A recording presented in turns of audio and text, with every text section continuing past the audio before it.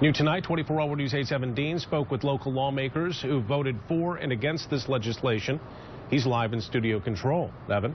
Yeah, Brian, as state law currently stands, city, county, school, and other officials are not allowed to advocate one way or another for millages or other issues on the ballot. But they are allowed to inform the public about the facts on those matters. If this legislation is signed into law, that would change.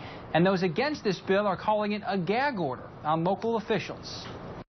Members of the Michigan Municipal League joined together in Lansing today to speak out against a bill that sits on the governor's desk. It includes provisions that would prohibit local officials from using public funds or resources to communicate to the public 60 days before an election, specifically by means of radio, television, mass mailing, or pre-recorded telephone message.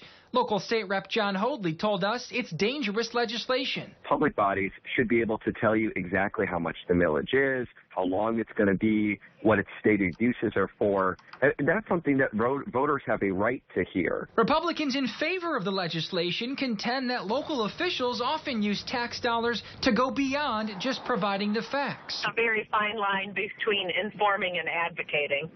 And I would say that a lot of informing is more or less advocating. State Senator Tonya Schuitmaker said officials could instead create campaign committees and fundraise to promote votes. When we as taxpayers send our money to schools to support our schools, we want that money going directly into the classroom, not going to advocate to pay higher taxes for new buildings. Hoadley said it wasn't just the substance of the bill that prompted his no vote.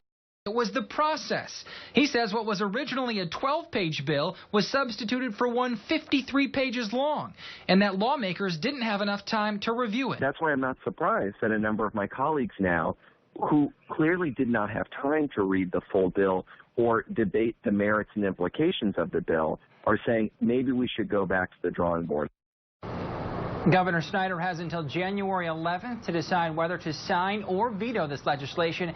We will stay on top of it for you. Live in studio control tonight, Evan Dean, 24-hour News 8.